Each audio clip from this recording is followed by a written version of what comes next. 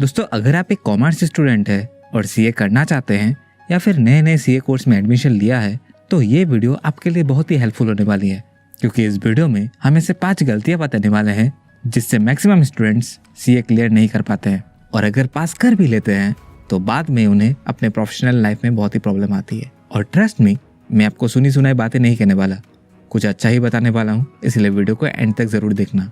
दोस्तों, मेरा नाम है शुमेर और आप देख रहे हैं बिजनेस सेक्शन। फर्स्ट है, do not continue study in your home town. दोस्तों, सीए ऐसा कोर्स है जिसके लिए आपको कोई कॉलेज नहीं जाना पड़ता, आप सेल्फ स्टडी से भी इस कोर्स को क्लियर कर सकते हैं। पर मेरा मानना ऐसा है, आपको चार्टर्ड अकाउंटेंसी कोर्स अपने होम टाउन से ना करके बड़ी बड़ी सिटी में जाकर ही करना चाहिए।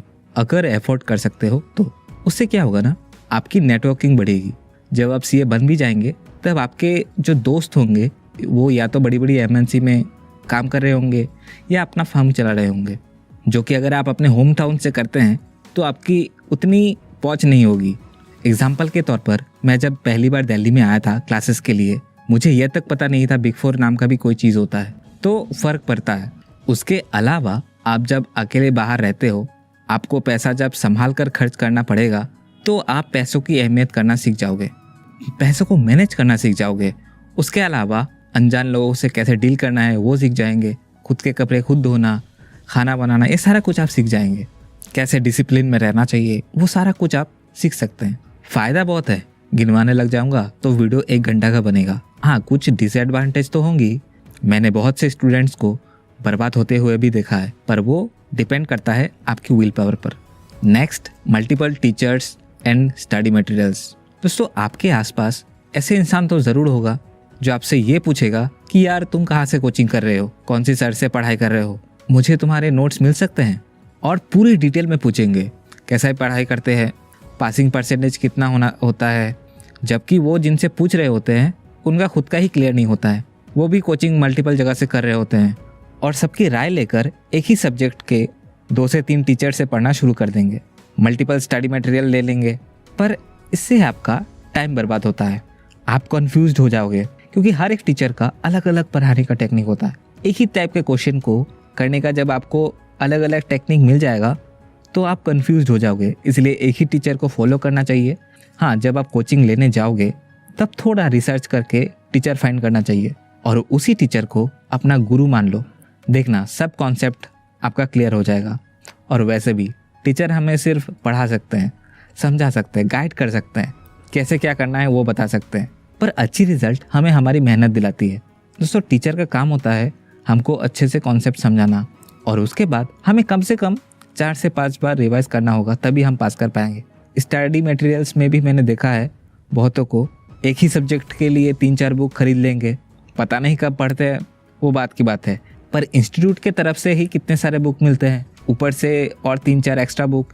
पर दोस्तों, इस तरीके की गलती आपको बिल्कुल नहीं करना चाहिए। आईसीआई से जो हमें बुक मिलता है उसी पर ही हमें फोकस करना है।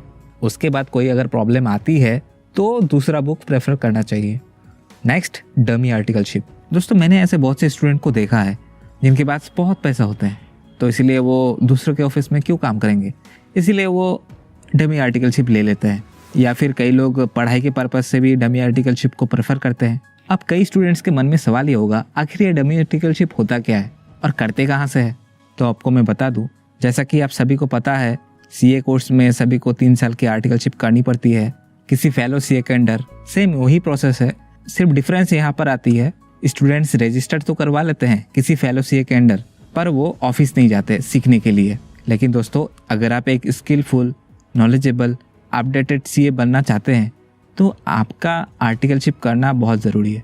आर्टिकलशिप एक बच्चे को वो सारा स्किल सिखाता है जो उसके बुक में लिखी नहीं होती। इसलिए तो मैं कहता हूँ सीए पास करना अपने आप में ही एक जॉब होता है, और उनको कंपनी वाले अच्छी सैलरी प्रोवाइड करते हैं, क्योंकि उनको पता होता है ये बच्चा 3 साल किसी ऑफिस में काम करके आया है, इसलिए इसे ऑफिस का काम तो एटलीस्ट आता है, इसलिए इसे ट्रेनिंग नहीं देना पड़ेगा। लेकिन अगर आप डमी आर्टिकलशिप में अपने आप को एनरोल करवाते हैं तो आप सीए बनने के बाद भी उतना ज़्यादा सैलरी उठा नहीं पाओगे। Next, skills. दोस्तों, आज के डेट में आपके डिग्री के अलावा कोई भी स्किल अगर आपके अंदर है तो वो स्किल आपकी और ज़्यादा वैल्यू एडिशन कर देगी। अब बहुत से लोग कहेंगे, क्या सुमेर भैया सीए की डिग्री ही काफ़ी है और कुछ नहीं चाहिए? सच बताऊं एवरेज रह जाओगे। तभी यहाँ आपको कुछ ना कुछ स्किल सीखने में ध्यान देना चाहिए, जैसे एडवांस एक्सेल। खैर ये तो आप आर्टिकलशिप के दौरान सीख ही लोगे, पर वहाँ पर आप उतना भी एडवांस लेवल का नहीं सीखते, इसलिए आपको एडवांस एक्सेल सीखना चाहिए। दूसरी एडिटिंग वगैरह सीख सकते हैं, जैसे फ़ोटो एडिटिंग है, वीडियो एडिटिंग है। ये सब कहाँ पर काम आएगी बताता हूँ। अगर आप अपने आप को सोशल मीडिया पर प्रेजेंट करना चाहते हैं तब आपको हेल्प करेगी। मार्केटिंग सीख सकते हैं, कम्युनिकेशन स्किल्स पर काम कर सकते हैं, कोडिंग भी सीख सकते हैं, तब आप बिजनेस रिलेटेड सॉफ्टवेयर को डेवलप कर सकते हैं। अब ऐसे बहुत से अकाउंटिंग और बिजनेस सॉफ्टवेयर्स है जिनको यूज़ करेंगे तो आपको बहुत सारे बग्स मिलेंगे और उसको यूज़ करेंगे तो लगेगा कोई ऐसा ही बना दिया इस सॉफ्टवेयर को। अगर आपको अकाउंटिंग की नॉलेज और सॉफ्टवेयर डेवलपमेंट की नॉलेज होगी तो आप इजीली उस सॉफ्टवेयर को बना सकेंगे। उसके अलावा डेटा साइंस सीख सकते हैं। अब आप मत बोलना डेटा साइंस सीख कर क्या ही कर लेंगे। देखो, डेटा साइंस की नॉलेज होगा तो आप अपने क्लाइंट को उनके नीड के बेसिस पर अच्छी सर्विस दे पाएंगे। और डेटा साइंस कहाँ से सीखे, ऐसा क्वेश्चन अगर आपके मन में आ रहा है तो सिंपल है, ओडिन स्कूल है ना, ओडिन स्कूल का हेल्प ले सकते हैं। इसमें 6 मंथ का कोर्स रहता है। 6 मंथ में आप जॉब लेने के लायक बन जाते हो। और डेटा साइंस सीखने के लिए मैटर नहीं करता आप कौन सी स्ट्रीम से हैं, आर्ट्स से हैं, कॉमर्स से हैं, साइंस से हैं, आप डेटा साइंस सीख सकते हो, कोई प्रॉब्लम नहीं आता। ओरिजिन स्कूल की बूट कैंप में एडमिशन लेने के लिए 99,000 प्लस GST पे करना होता है। हाँ, आपको स्कॉलरशिप भी मिल सकता है। उसके लिए बस एक आपको टेस्ट देना होता है, उसके रिजल्ट के बेसिस पर आपको स्कॉलरशिप मिल जाती है अप टू 30,000। और अभी तो 10,000 का और एक्स्ट्रा डिस्काउंट भी चल रहा है, तो आप एडमिशन ले सकते हैं। EMI का ऑप्शन भी खुला है। इनका 10 डेज का रिफंड पॉलिसी भी है, लिंक मैं डिस्क्रिप्शन में दे दूंगा, आप चेकआउट कर सकते हैं।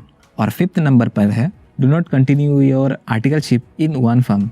ये मिस्टेक बहुत से लोग करते हैं, एक ही फर्म में 3 साल बिताते हैं, अपना आर्टिकलशिप कंप्लीट करते हैं। देखो, 1 साल में आप एक ऑफिस के सारे काम सीख जरूर जाते हैं और आप आर्टिकलशिप कर रहे हो, ऑफिस का काम नहीं।